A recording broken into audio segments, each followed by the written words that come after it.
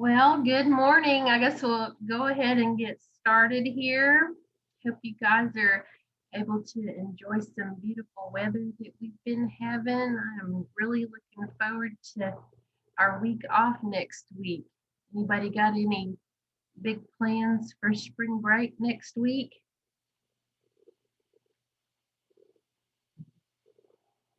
Not really. No. Probably just staying at home, maybe going to my grandma's for a little while. That'll be fun. Well, I think it's going to be nice just to have just a few days off. Jaden, what about you? Did you start to say something? Me and my mom probably gonna go to Joplin this weekend, next Oh, week. that sounds nice.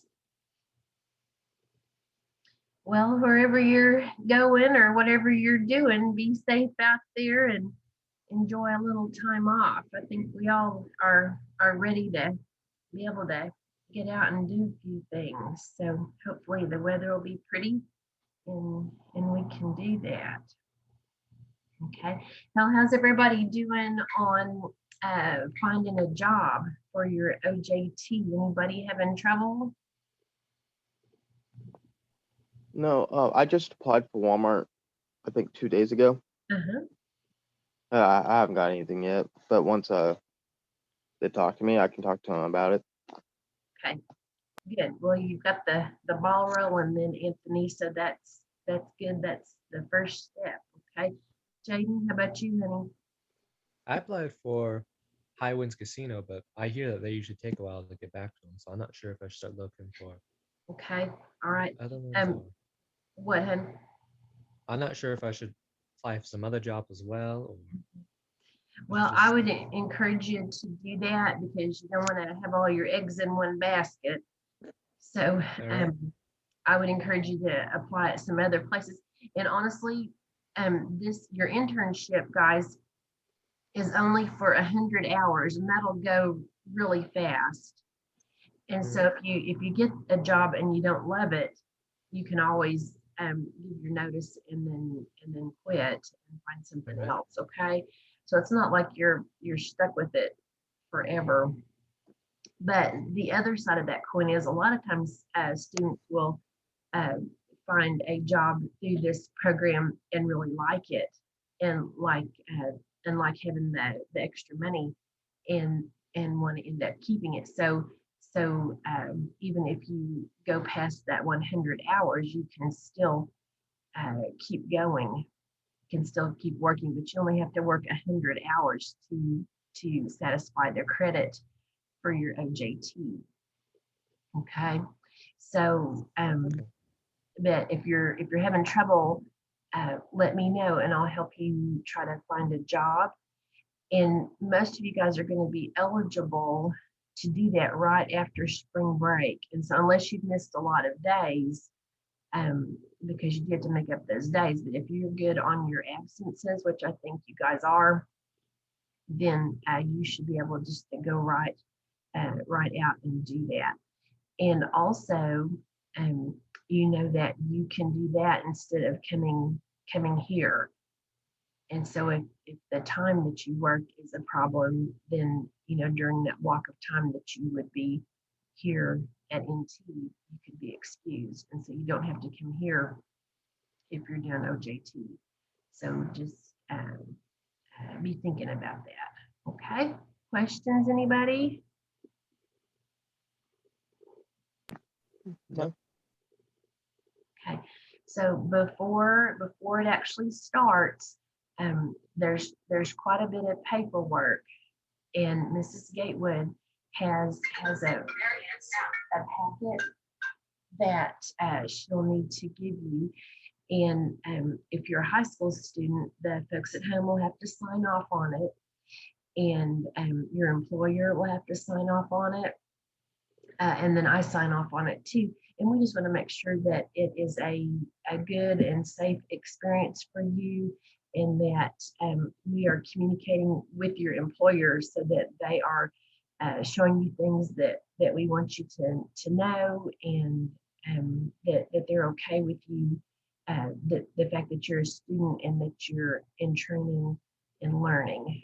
Okay, so we just want to make sure that it's a good experience. Okay. So anyway, make sure that that paperwork is in place before you want to start. And sometimes that takes a little while to get that paperwork all done. So so plan on, you know, a few days at least trying to get all of that paperwork done before you start your job. Okay. Right. So we're moving on then. So what last week we should have finished up menus. So hopefully, or not menus, but marketing. Excuse me. Should have finished up marketing. So hopefully you guys were got that assignment turned in. We're gonna leave marketing now and go on to chapter 8, which is introduction to cost control. And you know, some of these chapters in the year 2 course that we cover are not particularly cooking. And I know sometimes it's, you know, this type of stuff is not as much fun as learning about cooking, but it is an awful lot of fun to be able to do what you love and make money at it. And this is the way you teach yourself to do that, is by learning how to protect the money that you're making, or to help yourself learn to make good choices, cost controls and things like that, so that you can capitalize on profit. And so, and that's the, you know, one of the big reasons why people are in business or why they work is to make money. Okay, so we're going to be looking at chapter 8. If you have your book, it might be beneficial for you all to follow along, because there are some a few pictures that could be helpful to you. I'm going to go ahead and share my screen with you.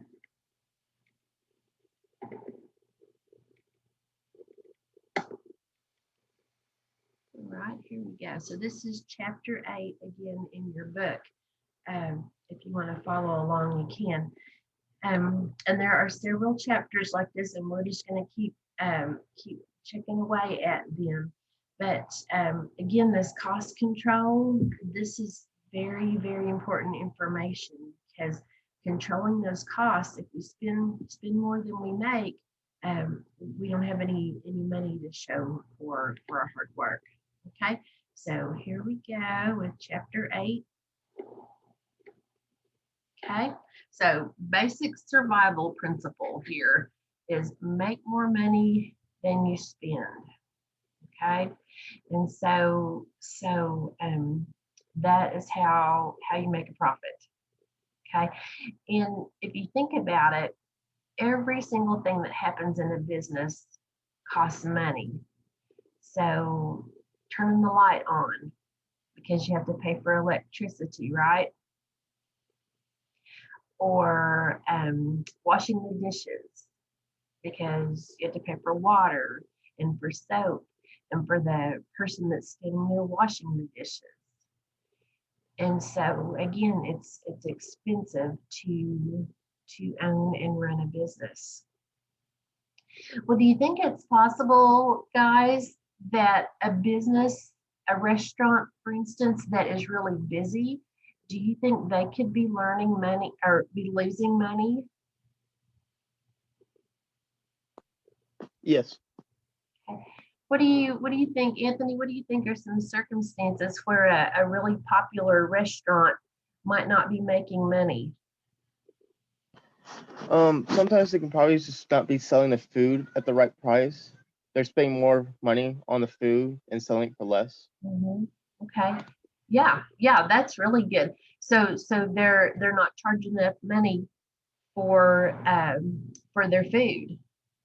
Okay, that's a really good reason why. What else, Jaden? Can you think of something? Another reason?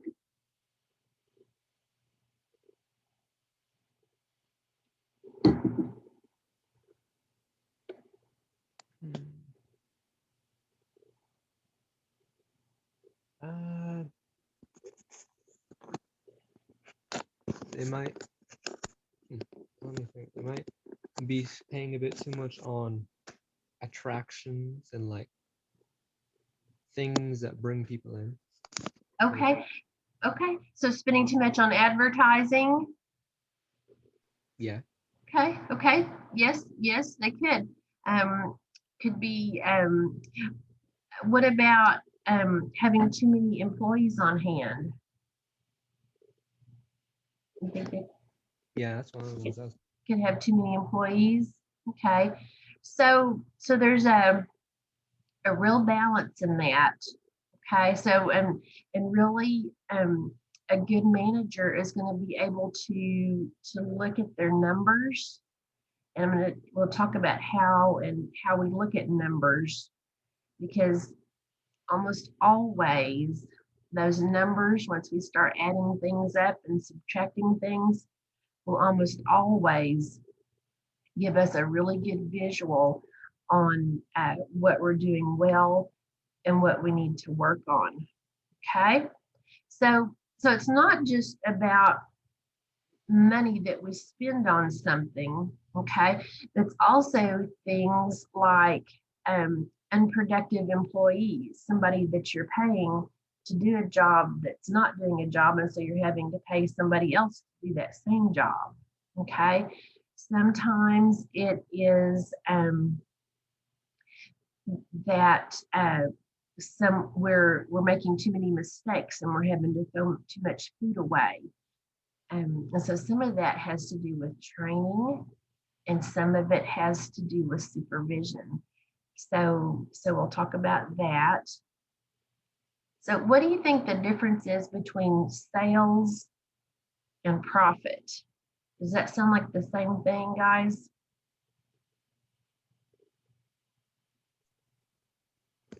I'd say that sales is the amount of money that you make off of a business. Profit is how much you can keep to use. Very good, Jaden. Yes. So sales is how much we'll say you have in your cash register, right? But profit is after you've paid all the bills, how much of that do you get to keep? Okay. And that's what we want, is to make sure that profit is high enough that the whole point of being in business is worth it. Okay. All right, so let's move on. So here's a good vocab word for you guys: revenue. Okay, and that's that same word, the income from sales. Okay, and that's before expenses or costs are subtracted. And so that's kind of what we're saying is another word for sales.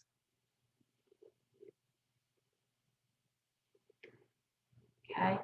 All right. So cost. So this is important here. Okay.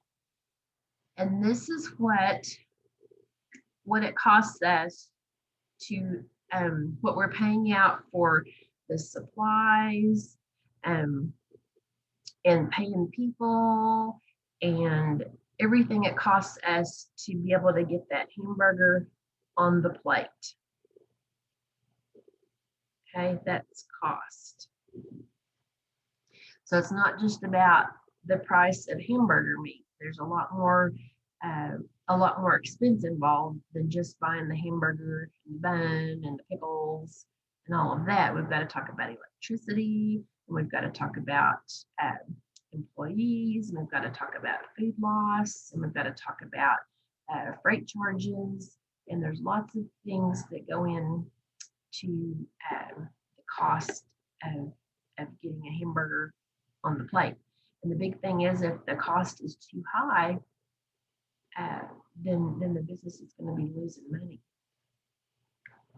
Okay, cost control is what smart managers do to help manage how much money they spend. Do you guys have a budget at home, or know how much money you can spend when you go somewhere? No. No. My mom used to just keep me in line.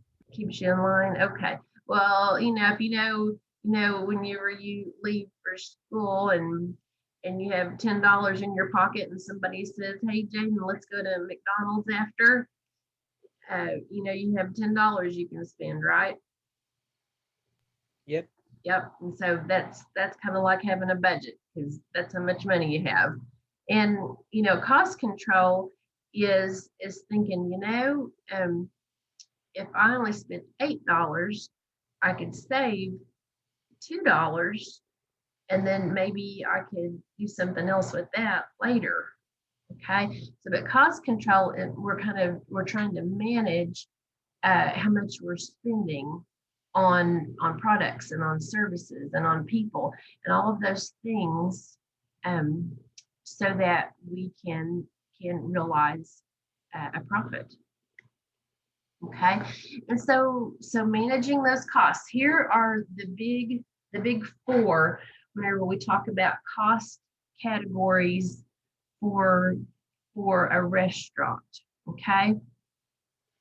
And whenever you talk about variable or semi-variable, that means that they can change. They change because we can affect them by either buying more or buying less, or sometimes it might not even be us. Sometimes it might be things like the weather that might affect it because we don't have as many people coming in or something like that. But variable or semi-variable costs are things like food costs. So how much food did we buy? Okay, and how much food did we sell? How much food did we have to throw away? And that same version applies to beverage. And it also applies to labor. Did we have to hire more help? Or did we have a skeleton crew this week? Okay. All right. And those are all fairly related. As food costs go up, hopefully, labor costs is going up, but hopefully that's meaning that you are selling more food because you're busy, and hopefully you're managing that. Okay.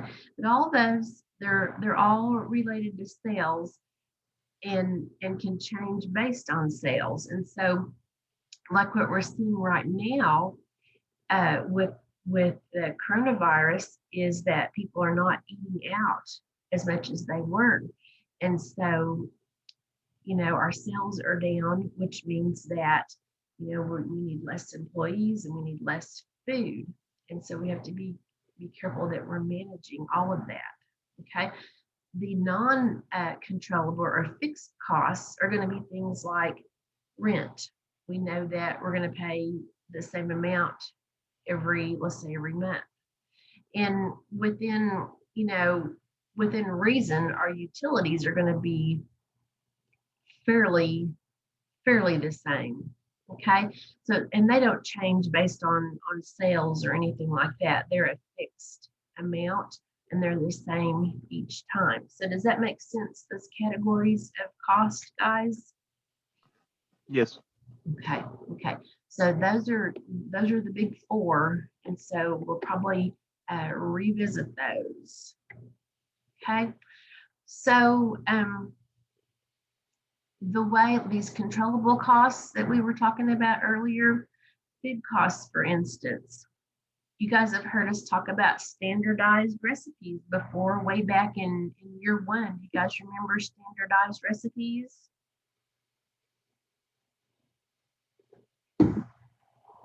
Yeah. Yeah. And so whenever we have standardized recipes, it means that we make things the same way every time, right? They're tried and true. It takes this much stuff and we know exactly how much it costs. We know exactly how big of a portion to give. And so we know that exactly how much money we're making on it. And so whereas if somebody was just making it up as they go along, we have no idea how much, what supplies, how much it costs to make it. And we don't have any idea how much to charge for it. And so that's not a good way to do business. And so having those standardized recipes helps us keep a handle on those expenses. Training our employees well And so, you know, a well-trained employee is going to make less mistakes, which means that we'll have less food that we have to throw away because it wasn't cooked properly. Okay. Portion control, you know, we've talked a lot about using a portion scoop or a ladle to measure out serving sizes. And remember that cost that we're charging for that hamburger or that bowl of soup is based on how much it costs to make it.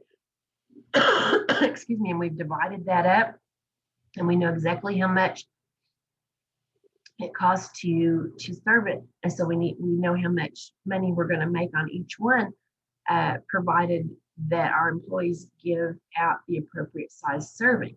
If they give out too big of a serving, then we won't have made enough money on it. And so that portion control is really important that your employees understand that. Okay. And then revisiting the menu from time to time, because especially, well, we've noticed it right now, prices on groceries are skyrocketing. And at certain times of year, produce, for example, will be really expensive. And whenever you look at your menu, people may only print their menu once a year or every couple of years. Will have the prices changed since you have printed that menu? Are you making enough money on that product? And so those are some examples of things that affect food costs. So labor costs are controllable by reducing the number of people on hand. And so you know, if it's a rainy Thursday night and there's not too many people coming in, I would say, you know, your manager, a good manager, is going to start asking people if they want to go home or start sending people home. And so people that aren't busy, those are the folks they're going to start sending home, because it costs a lot of money to pay people that are just standing around. And so we need them to be productive. Okay. So here's some variable costs. And it kind of makes sense when you think about it, because they're all related. So if you're buying more food, hopefully it's because you are selling more food and you're having more people coming in, as opposed to people cooking things wrong and you're having to throw it away. So as sales go up, you have to buy more food. You also need more employees because you're busier, and there needs to be more people to wait on the customers and prepare the food. And so all of that is relative, all that's related. So as you sell more stuff, you're going to have to hire more people. You're going to have to buy more food, which means you're going to spend more, but you're also making more. Okay. And then the opposite of that is true. As sales go down, you need less food, which means you need less employees. Okay. And, you know, think about restaurants here kind of around the lake, that are on the lake. You know, places like Grove, for instance, the restaurant business there is really seasonal, because in the summertime, everybody wants to come to the lake. And my goodness, it's almost hard to find a table on a Friday night or a Saturday night because it's so busy. But in the wintertime, there's not as many people. And so it's very seasonal. And so well-seasoned restaurateurs and managers understand that, and they can make those adjustments accordingly. Okay. All right. Semi-variable. So history. So do you guys remember say Valentine's Day or Mother's Day last year?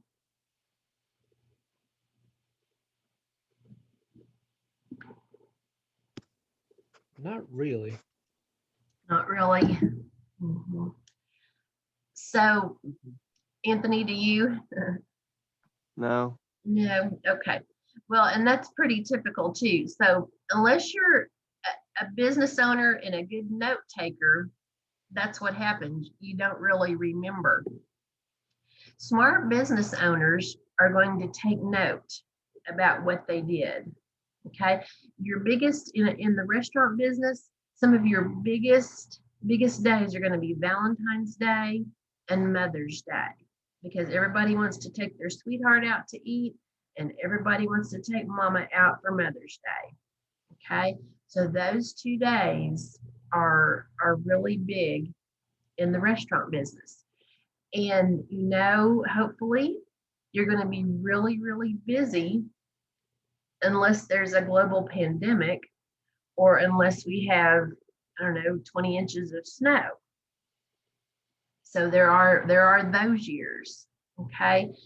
But a good way to plan for how many people you want to have working during that time and how much food to have ordered and have on hand is by looking at historical data, by having kept records from previous years about how much business you had during that time.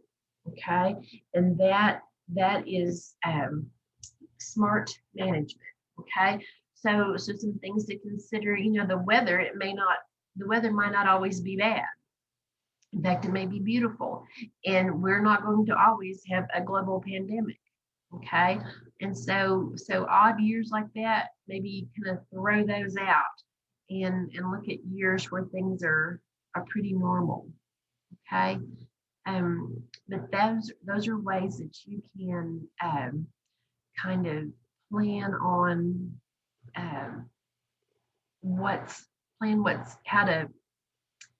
how to know how much to order again and how to know how many people to have on hand.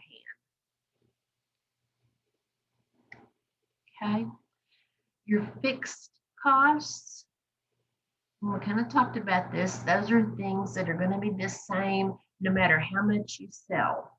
Okay, your rent, like we talked about, it's going to always be the same. Your utilities, your insurance, those are always going to be the same.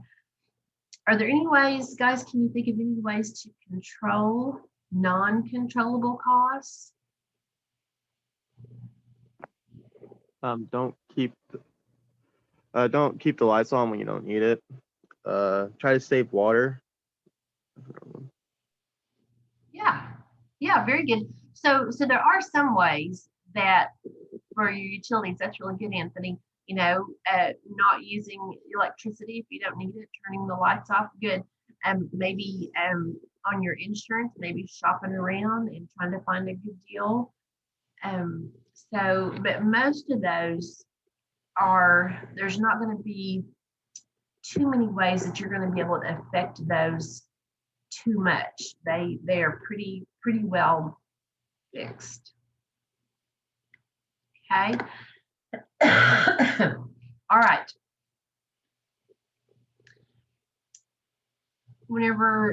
What we think is that the amount of food that you're using in your restaurant should be in relation to how much food you're selling in your restaurant. So if you bought a case of hamburgers and they're gone, hopefully that means you sold that case of hamburgers. Does that make sense?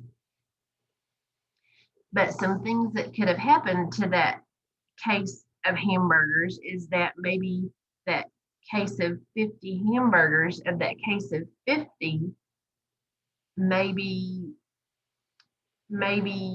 your cook dropped 2 of them on the floor, and so they had to put those in the trash. And maybe someone cooked a hamburger and ate it and didn't pay for it. And so, you figured that of that case of 50 hamburgers, that I'm just throwing out a number here, that you would have made $150 on it.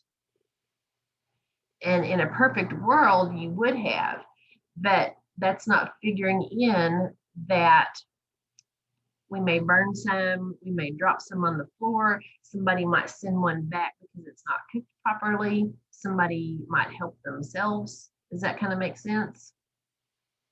Yeah. Okay. Yeah. So, and all of those things that are happening are affecting your food costs and your profits. And so what are some things that we can do to help control that? That is waste and theft and loss and all of that. Probably training your workers so they don't mess up and having cameras. And what? Having cameras to make Oh, sure there's no theft. Oh, okay. Yeah. So training your employees, and yeah, and having somebody maybe watching. Okay. Inventory might be another way that you can tell, if you are buying steaks and buying steaks and buying steaks, but you're not selling lots of steaks, that ought to send up a red flag. And the way we do that is with inventory. How many did we buy? How many did we sell? Well, where are the rest of them? Okay. And then when we start asking that question, we're going to find the answer. Did we drop it on the floor? Did we cook it improperly? Or did someone help themselves? And so those are all things that as managers we can address. If they've cooked it improperly, it's a training issue.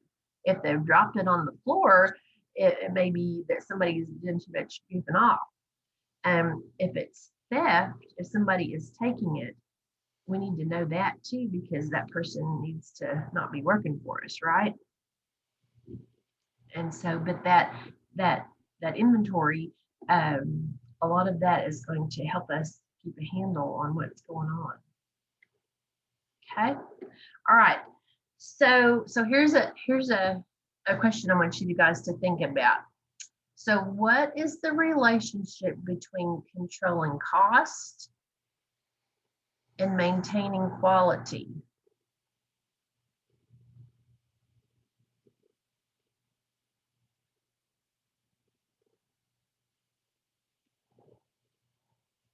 Does that make sense? Yeah. It'll probably cost more money to get better quality food Yes. It will. unless you can get creative. Right. Okay. So we want to sell nice food. We want to sell a good quality product, but at some point it's going to cost too much to make the food to be profitable. And so somewhere in that middle medium range is a good product that we're able to make money on. And so we have to know a lot of things about our business. We have to know who our people are and if they're going to be willing to pay $18 for a steak. If they are, that's great. If they're not, well, what can we do that they would like that would be something we could sell and make money on? Maybe our folks are hamburger folks. So let's do that and do it really well. Okay. So people want nice food when they eat out, and but you have to be able to do that and make money on it. Okay. So knowing your food purveyor, the place that you're buying food from, also having some trained chefs on hand that know how to take a plain old chicken breast and make it into something fantastic with some eye appeal. And those are ways that we can manage that relationship between cost control and quality. When you look at food and beverage costs, the stuff that you're buying, your big expenses are going to be your food and beverage and your payroll. Those two things. Okay. Here's your operating budget. Okay. Remember we talked about a budget. Now sometimes people that, I don't know if you know how much money you make in a month, and you know that your rent is this much and your utilities are this much and your car payment is this much, then you know you have this much money left to buy groceries, to buy a new pair of tennis shoes, to go to the movie if you want to. Okay. If you know that, let's say in 3 or 4 months that you want to go on vacation, then of that money that you have each month, instead of going to the movie or instead of going out to eat, you're going to save that because you want to be able to do something fun in 3 months. Okay. So that operating budget gives you a plan for a specific amount of time. Okay.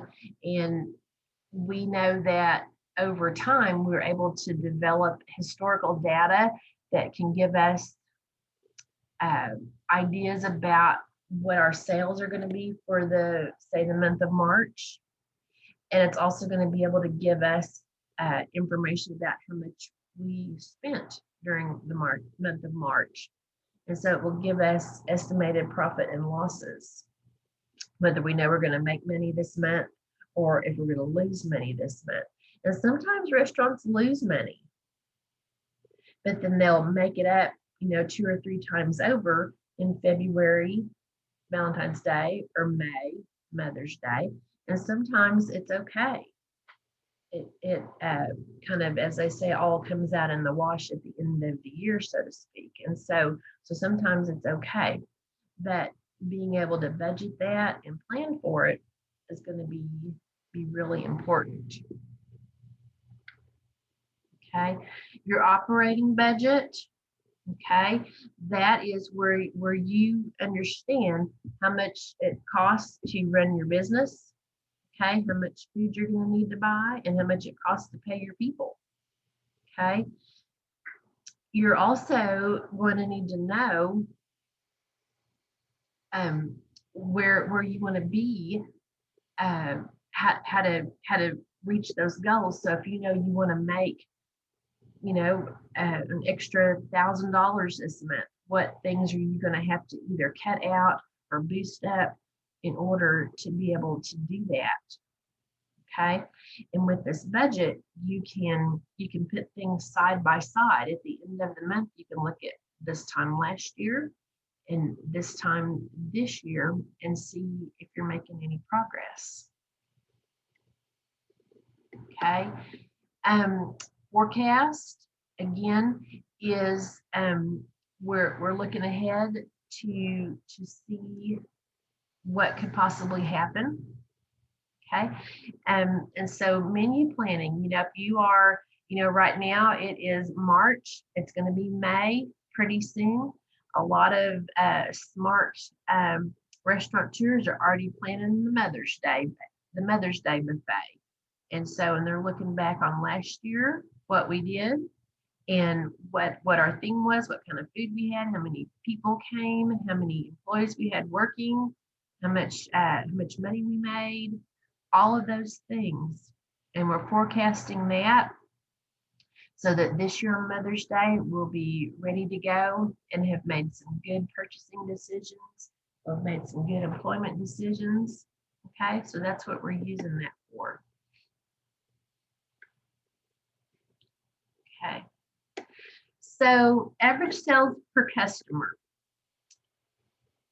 So the way that you do that is on your tickets, you will have the orders and they're blocked out by person. Well, your ticket, you're going to add all of those up over time.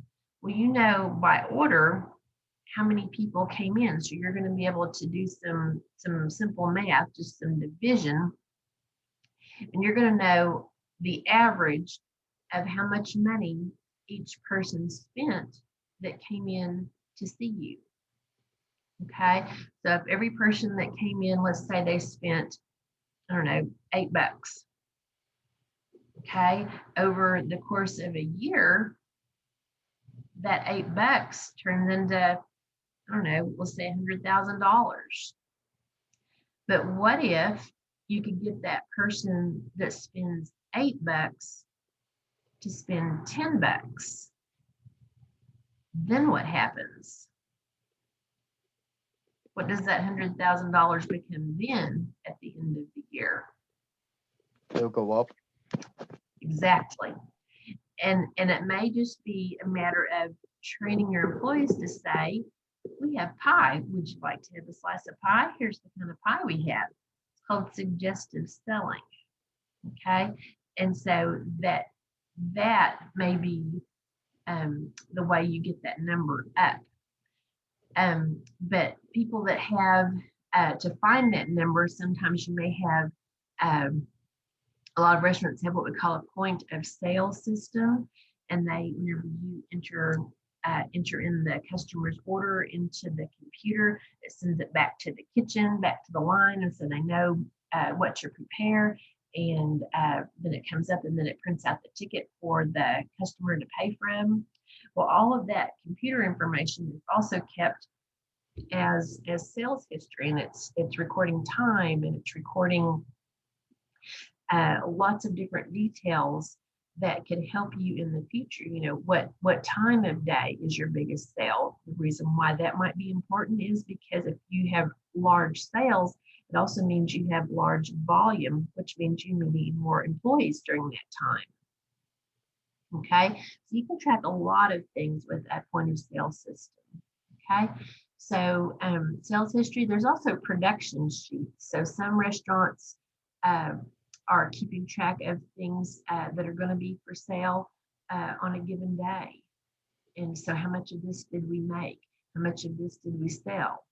How much of this was lost? Okay.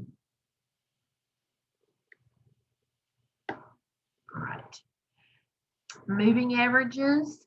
So again, you know, even the best plans sometimes can run into a problem. Like that perfectly sunny Mother's Day, all of a sudden we get, 10 inches of rain. And so that's going to affect the number of people that are going to come in that want to be dining with us, because nobody wants to get out in the rain. Okay.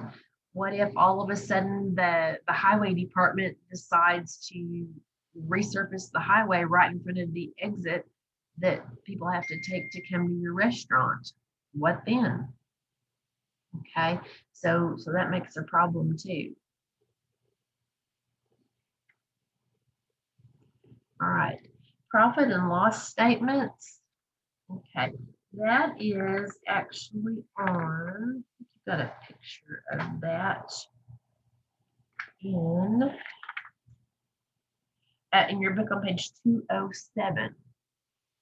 Okay, and this is a profit and loss report. It's also called the income statement. And so what this does is it, you can do this every month, sometimes, and you'll also do it yearly, but it gives you the chance to look at, and even quarterly, how you're doing. Did you make money? Did you lose money? Where is it that we're having trouble? Because it gives you a complete dollar amount. And we use that to help us make adjustments so that whenever we get to the end of the year, are we where we need to be?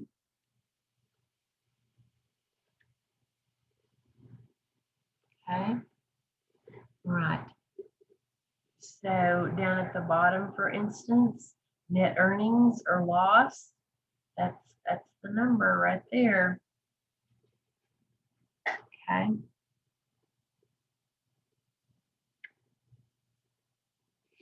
Okay, so those cost control, those are those things that they'll make you or break you right here.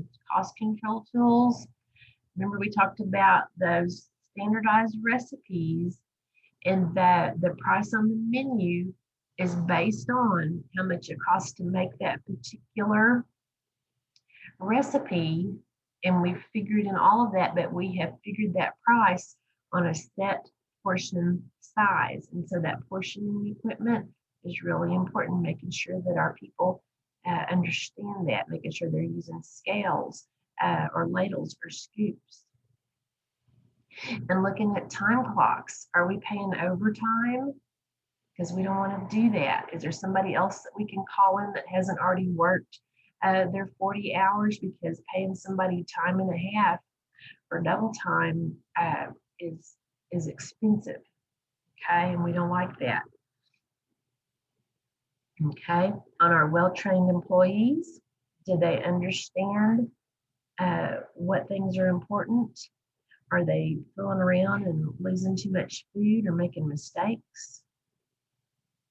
Some other things that can help us are our food purveyors or our suppliers. So sometimes they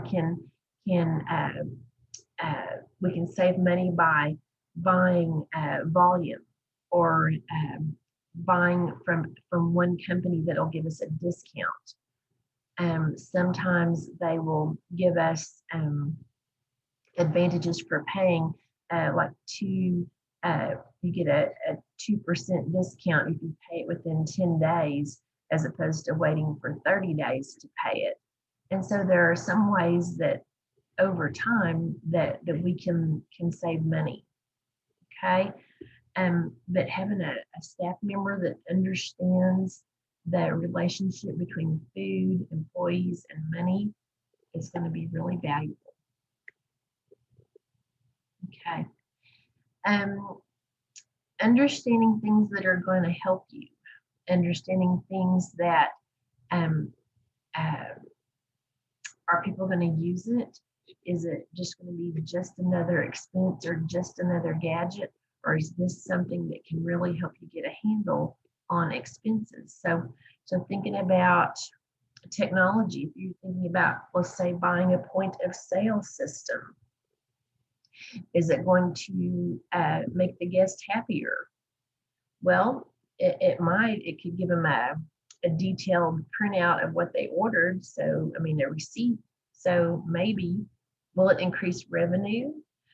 Well, a point of sale system may help us keep track of things better, which if we're not, it'll help us track what we're losing and help us get an idea of where it's going. So possibly yes.